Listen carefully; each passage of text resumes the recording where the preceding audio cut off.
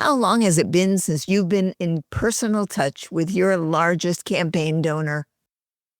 Today, we're going to talk to you about what you should be doing.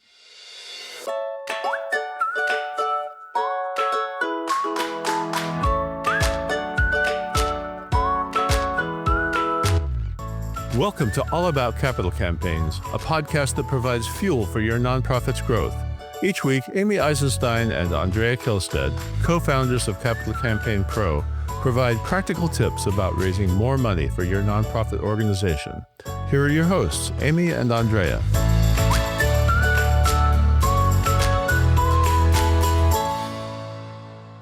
Hi, I'm Amy Eisenstein. I'm here with my colleague and co-founder, Andrea Kihlstedt. And today we've got a super interesting topic. The gist of it is stewardship, but much more importantly during a campaign, it's really about how do you stay in touch with your biggest campaign donors throughout the campaign and beyond so that they continue to be involved and engaged and give generously long into the future. All right, Andrea, why did this topic come up for you and why do you think it's important? Yes. So, Amy, this is one of these topics that we don't cover often enough because it's super important and it's kind of hides. So let me set the stage for this topic. Let's all remember that capital campaigns take a fairly long time, often 3 years, sometimes 4 years, from the beginning when you're planning the campaign to the end when you have been successful. And they are set up in a way that you involve and ask your largest donors in the early part of the campaign, probably in the first 12 months, maybe 18 months, after which the campaign keeps going. You keep asking more and more people at smaller and smaller levels until you fill in all of your campaign. Now, the consequence of that, well, the other thing you need to remember is that pretty much every campaign is made or broken in 20 or 25 gifts, big gifts, right, from important donors. And those gifts are solicited early, as I said. So what happens often is that people will solicit those gifts early and get some of those large gifts in, and then they turn their attention to the next people they have to solicit. And that's very stressful and makes them very busy, and they've got lots on their mind.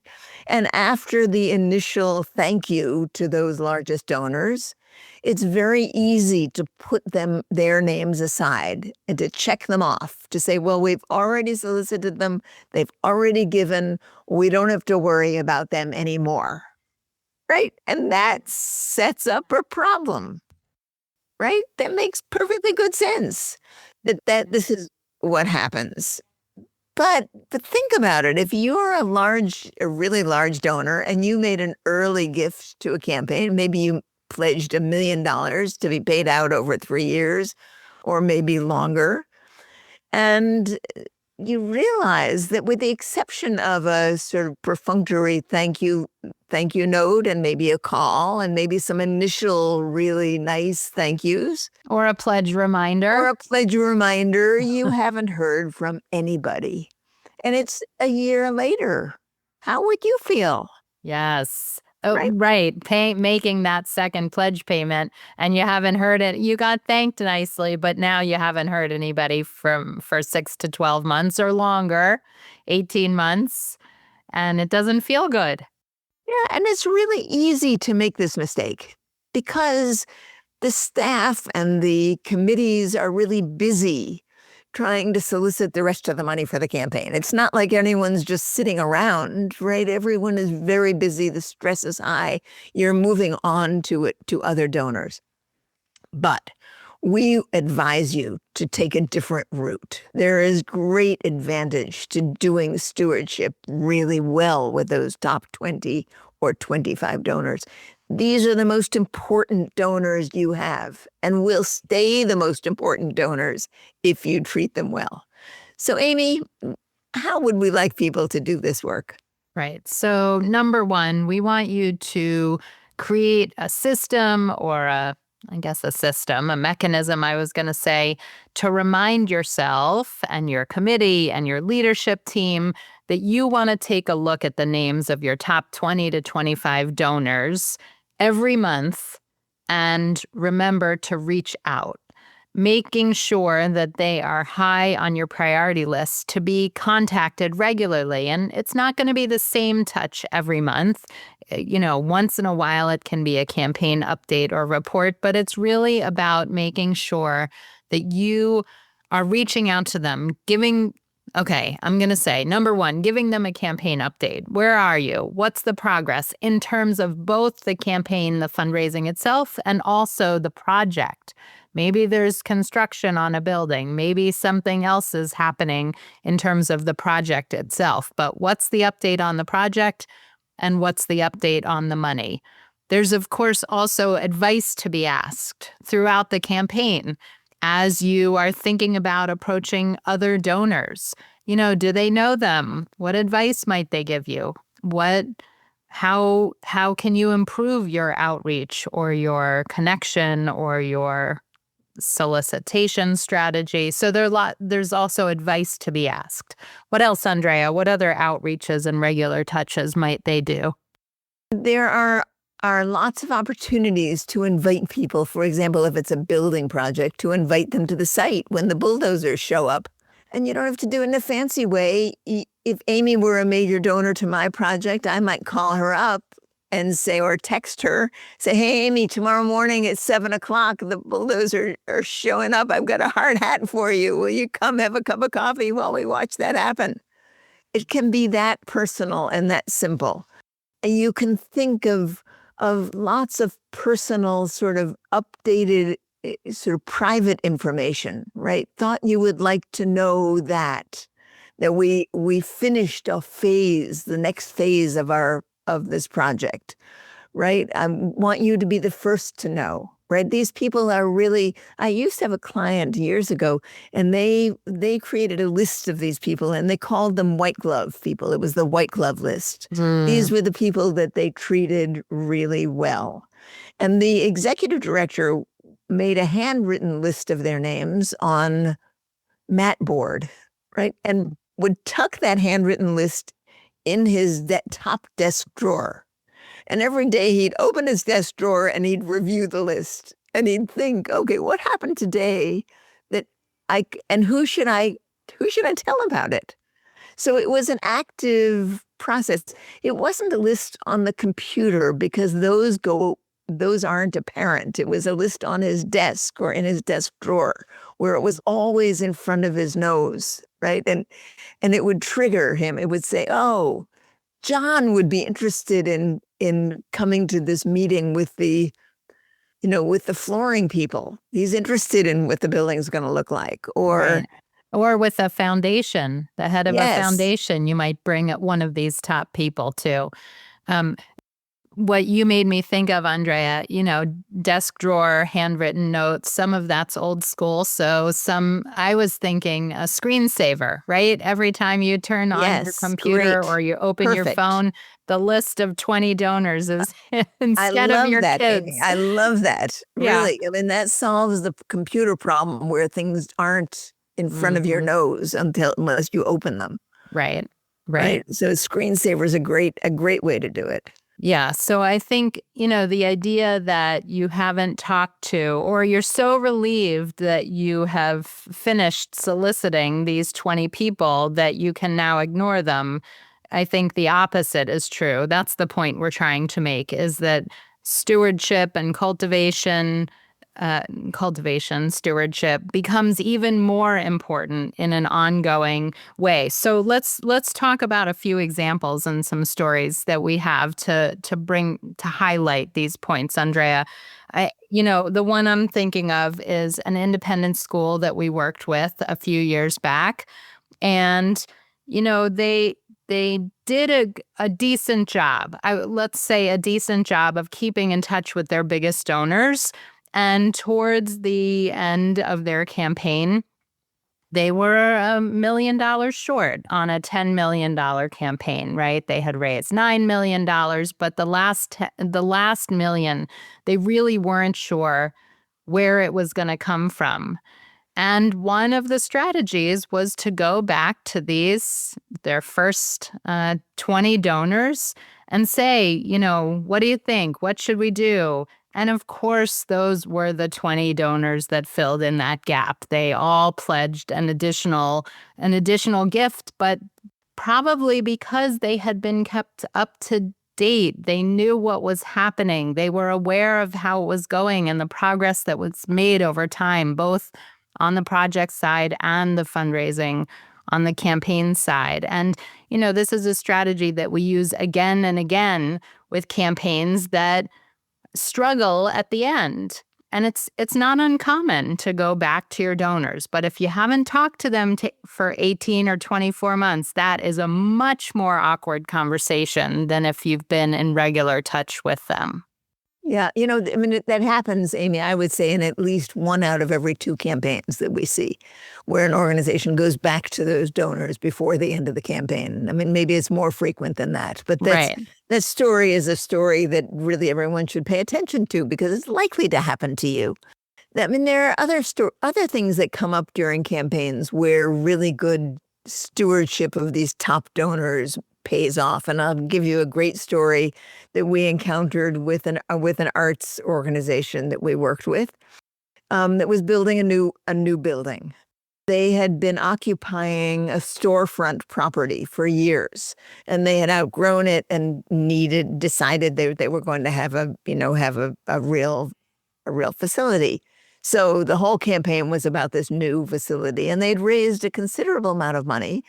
And one day, the executive director got a call from the people who owned the storefront property that they used as their offices and for other things as well.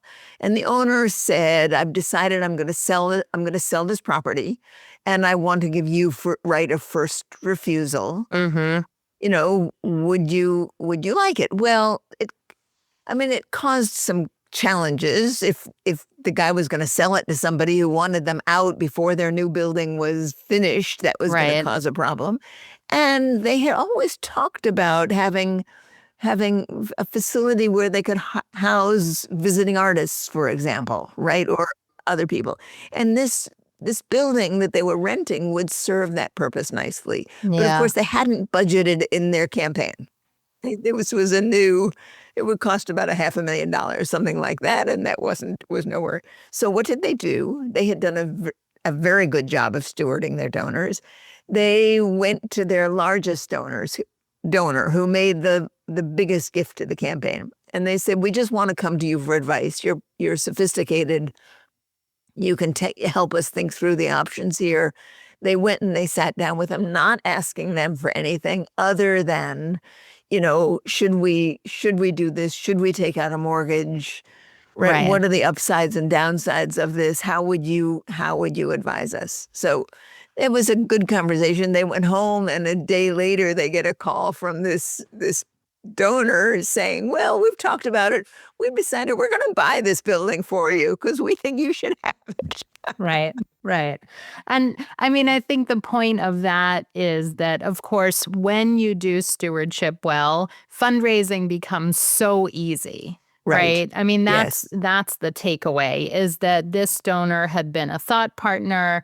They weren't going to him for money in this particular instance. But of course, that old saying, that sort of cliche, ask for advice, get money, right, in fundraising. And the idea of stewardship is keeping your donors up to date, asking them for advice, having them as partners in this process, not just as, okay, you gave your gift, now we don't have to talk to you anymore. But I think that's a great example of a specific need, but just in terms of ongoing fundraising, you want these people in your corner and to continue to support you long after the campaign ends. And so doing good stewardship is critically important. Amy, just a personal example about this. You and I are recording this in January. And in December, I gave away a pretty nice, tidy amount of money to a number of organizations. And I've been so interested to see who responds and who doesn't respond and how they respond. And you can bet your bottom dollar that the people who have not responded are not likely to get another significant gift from me again. They're just, now that's more basic. But it's the same thing. If I had, if a donor has given $1 million to an organization and they don't hear anything for 6 months, anything personal for 6 months, Right. it's not good. Right. Right. Now, Amy, there's another part of this question. Some of you listening to this may be in a situation where you've come into an organization only to find that after a prior campaign, no one did any stewardship. And now here you are coming in to organize and manage a campaign with donors who haven't been appropriately handled or taken care of. And you have a new campaign to do. What can you do about that? It happens all the time. I hear about it from development director after development director that are starting new campaigns, that we haven't stewarded our campaign donors from the last campaign. Okay, go ahead. Makes me sad to think about this topic. I think there's two things to think about here. Yes, but go ahead. Go ahead, Andrea. Well, the first thing, and perhaps the most obvious thing, is if you're the new person on the block, you're the new development director, right? And you have been hired and there's a campaign coming up. While you can't change the past, but you can set a new direction for the future. So you can make it early in your list of things to do in the first 3 months, in the first 6 months, to go and talk personally to every one of your top 50 donor prospects. You can just say, every week, I'm going to go talk to 5 of them. I'm going to get it done in 10 weeks. And you can say, I've been reviewing all of the information and I see that we didn't do a good job of staying in touch with you, right? And, tell me about that. Tell me your thoughts about this organization. And it's so important to me that we do a really good job of this. So I'd like to talk to you about how you would like to be treated. So you can repair relationships even when they haven't been treated well, just by actually addressing the fact, not covering it up, not pretending, but addressing it, saying how painful it is to you to realize that nobody's been in touch with them and that you're starting on a new course. Yeah.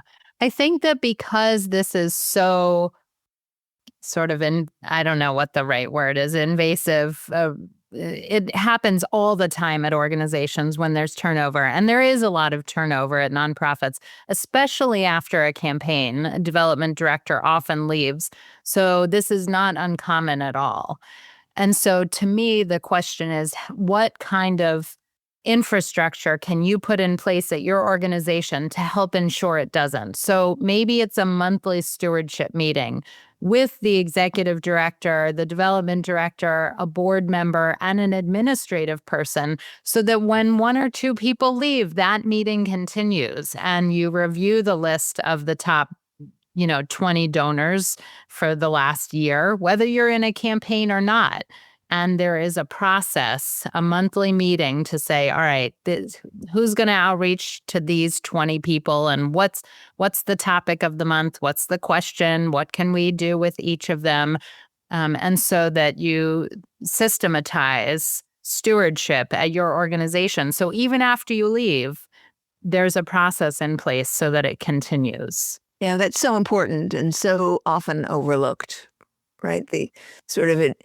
People are, I also love ad hoc stewardship, in the moment stewardship where you see something and makes you think that somebody would enjoy knowing about it and you reach out to them. But it needs to be within the context of a system that would make sure that it continues on no matter who the staff is. Right. And I think it's about changing the culture at the organization so that there can be impromptu, spur of the moment. Oh, this happened. Now we think of our big donors, or we think of this specific donor or that specific donor. So maybe it's on every board meeting agenda. this is how we engage these people and, who has ideas, who knows this person, who wants to reach out. It can be a 15-minute discussion at every single board meeting. Put a process in place so that it doesn't fall apart throughout, the middle, or the craziest times of your campaign. So, Andrea, this was a great topic today, I think. So thank you so much. An important topic. Yeah, an important topic. Great. All right. Well, thank you so much for joining us, and we'll see you next time.